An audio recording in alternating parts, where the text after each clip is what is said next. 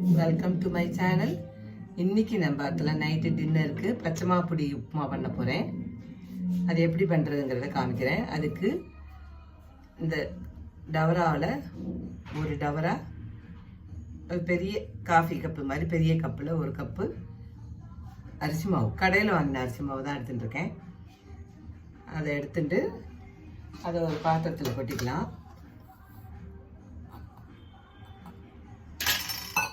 அதோட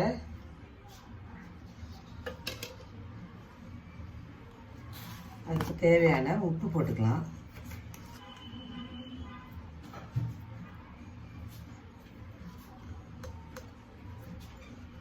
உப்பு, கொஞ்சம் மஞ்சள் பொடி போட்டுக்கலாம்.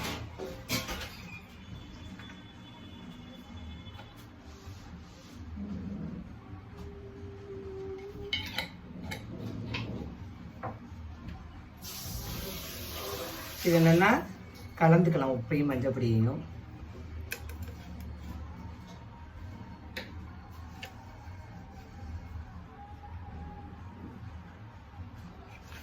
உப்பையும் மஞ்சள் பொடியும் நல்லா இது மாதிரி கலந்துட்டு இதில் இன்றைக்கி நான் முன்னாடி ஒரு தடவை உங்களுக்கு பண்ணி காமிச்சிருக்கேன், தயிர் விட்டு பண்ணி காமிச்சிருக்கேன்.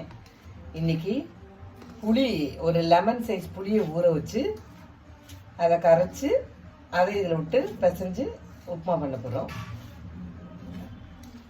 அது மாவு விட்டு பிசைஞ்சதுக்கப்புறம் உங்களுக்கு காமிக்கிறேன். ஒரு லெமன் சைஸ் புளியை கரைச்சி இது மாதிரி தண்ணியாக எடுத்துட்டுருக்கேன். இதை நம்ம அந்த மாவில் விட்டு பிசைஞ்சு ஒரு சப்பாத்தி மாவோட இன்னும் கொஞ்சம் தளர பிசைஞ்சு அதை காமிக்கிறேன். இந்த மாதிரி மாவை கொஞ்சம் பிசைஞ்சுக்கணும்.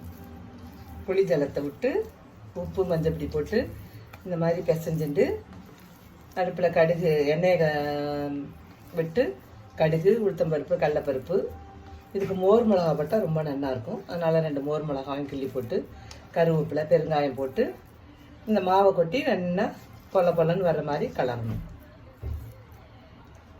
பார்க்கலாம் அது எப்படி பண்ணுறவங்க. இதுக்கு கொஞ்சம் அடுப்பில் நல்லெண்ணெய் விட்டுக்கலாம். கொஞ்சம் எண்ணெய் நிறையா விட்டுனா தான் கொஞ்சம் நல்லா இருக்கும். அது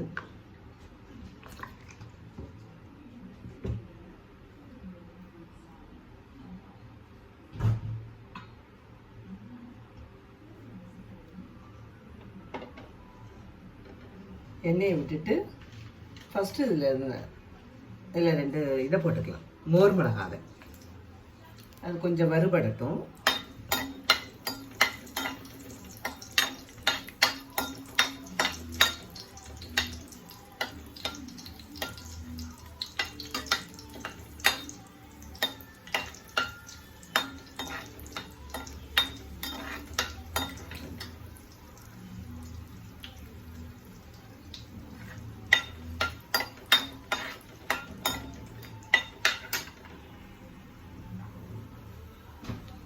இதோட கடுகு,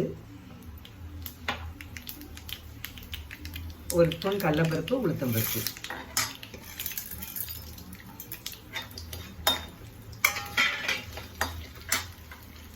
கொஞ்சம் கருவேப்பிலை,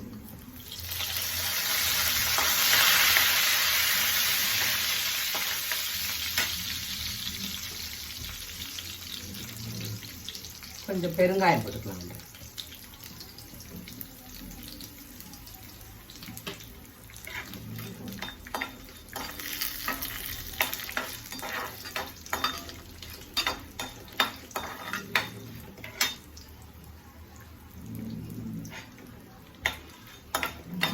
பருப்பெல்லாம் நல்லா சமைஞ்சிட்டு, மிளகாவும் கொஞ்சம் வறுபட்டுட்டு, இப்போ இதை கொஞ்சம் கொஞ்சமாக போட்டு இதை கலரலாம்.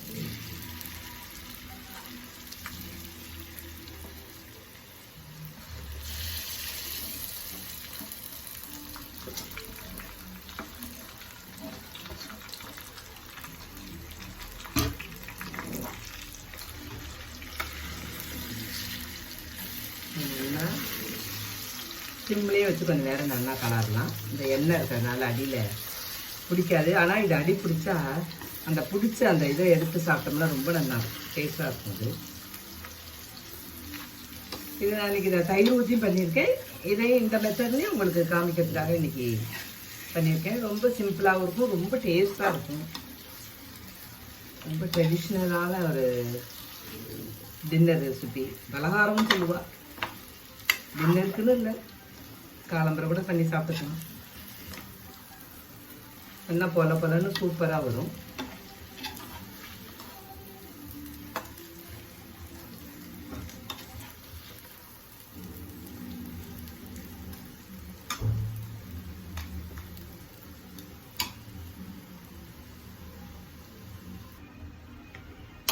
இந்த மாதிரி இன்னும் பொலன்னு வரும், இன்னும் பொலன்னு வரும்.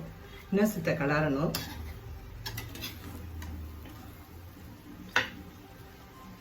நல்லா தேய்ச்சி விட்டு நல்லா சுற்றிலும் சுரண்டி விட்டு நல்லா கலர்னோம்னா சூப்பரான பச்சை மாப்பிடி உப்புமா ரெடி ஆகிடும்.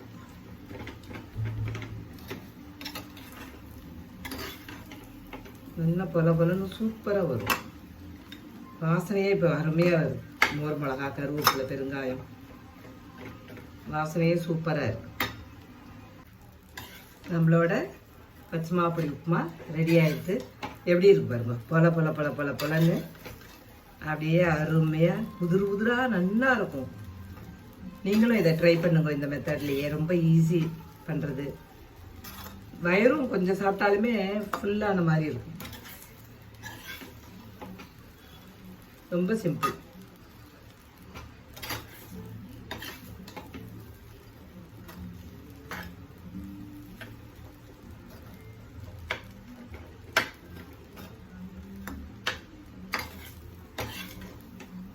எப்படி பொலன்னு ஊறுது பாருங்க.